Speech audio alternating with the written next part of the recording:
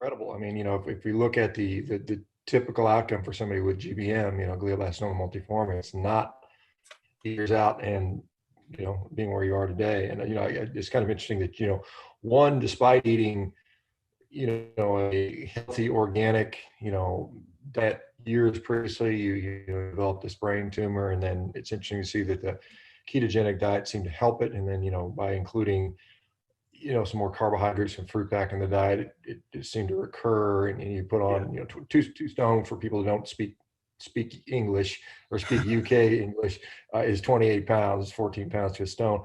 And so that's quite a bit of weight gain. I don't know how much you weighed or how thin you might.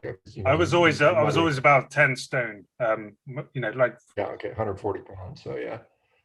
So but now I'm 11 stone, 2.5. So I'm like literally just staying the same weight. I haven't changed weight in the last 3 years.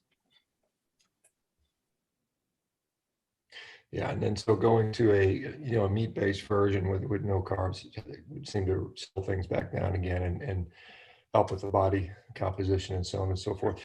I'm just not lucky. curious as to why it's luck. Are they just going to? Yeah, that's very scientific. That's just luck. It's like we get our healthcare from a Las Vegas casino. I mean, come on. What aren't they a little at least bit? Kind of saying, hey, no, they do not care one iota. They just think I'm lucky. I'm one of the lucky few who somehow survived. I'm like, no, I put all the work in. This is me making myself live longer. The sick in me doesn't disbelieve it, but I'm just it's incredulous that you're like, what do these people that live longer have in common? If it were a drug, we would be investigating the hell out of that. Oh my gosh, we got to put, but if it's a diet and lifestyle thing, we're like, well, you're just lucky.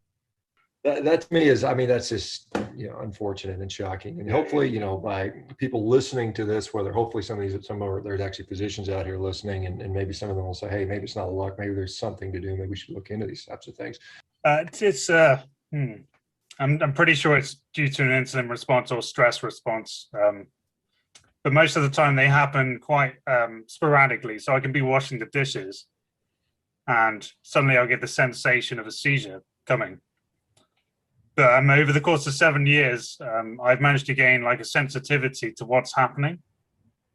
So say it's like a sensation, it's like a spike of fear running straight to my brain from like up my spine. It's like I've been spooked. So when I feel that sensation, I just relax my shoulders and I relax my jaw. I just relax. Basically, I go into relaxation. This is something I learned doing potato breathing. Because a lot of people, they don't realize that breathing through the mouth is it's basically hyperventilation. So I'm breathing through my nose. So I'm always kind of like increasing nitric oxide and carbon dioxide by diminishing my breathing. But I find that recently I've had to I'm on a new drug called Zebanex, which is helping.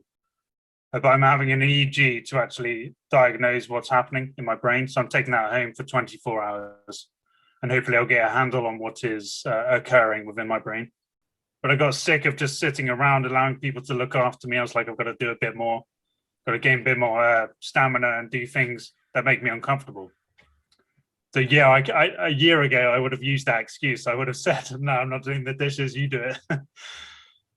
But today I'm like, I can do it, Annotated and summarized, easy to share with loved ones. The description below the title for this video has these summary points.